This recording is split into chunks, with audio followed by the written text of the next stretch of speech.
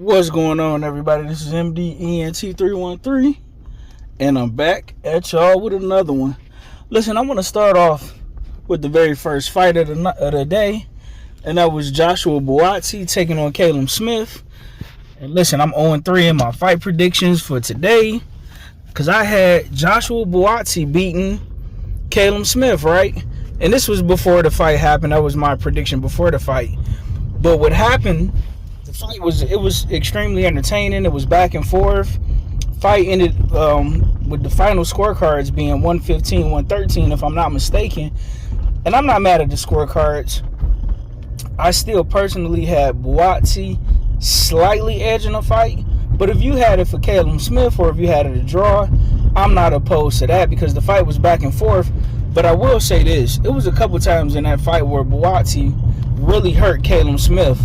But credit to Callum Smith, he held his composure, he kept it together, and regardless of him being fatigued, he kept marching forward, right? What I noticed about Buatsi, even though he was doing damage early, he started to fade bad late. Credit to Callum Smith and his veteranmanship, I'll say. I don't know if that's a word. I could just kind of put that together, but Callum Smith is a veteran. Callum Smith fought guys like Canelo Alvarez, Arthur Beterbiev. He's fought some of the best at light heavyweight and super middleweight.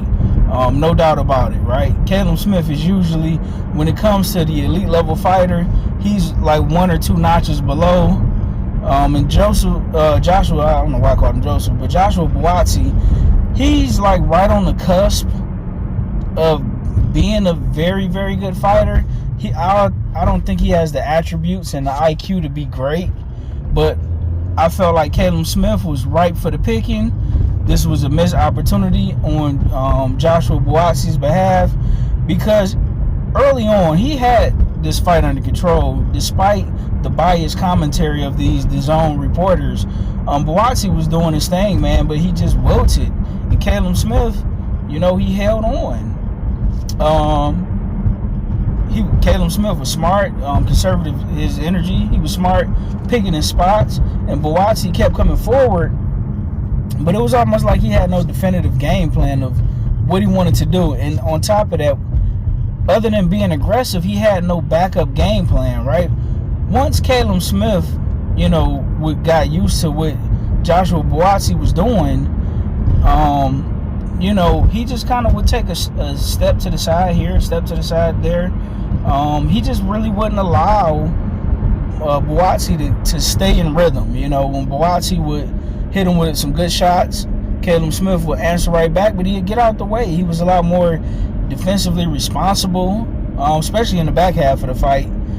And, man, I had Buatsi, man. I can't believe he let this fight go. Like I said, because the fight was so close, and I noticed that he hurt Callum Smith a few times, I gave it to Buatsi.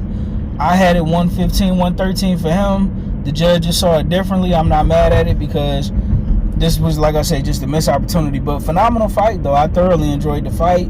It was exciting. You could tell neither guy is an elite level fighter, but a very, very good fighter. Listen, if you have a good up-and-coming fighter, a good up-and-coming prospect, and you think he's just about ready for championship contention, these are one of the two guys or two of the guys that you will put him in there with because they're not quite elite, but they are a good barometer of, where your fighter is at.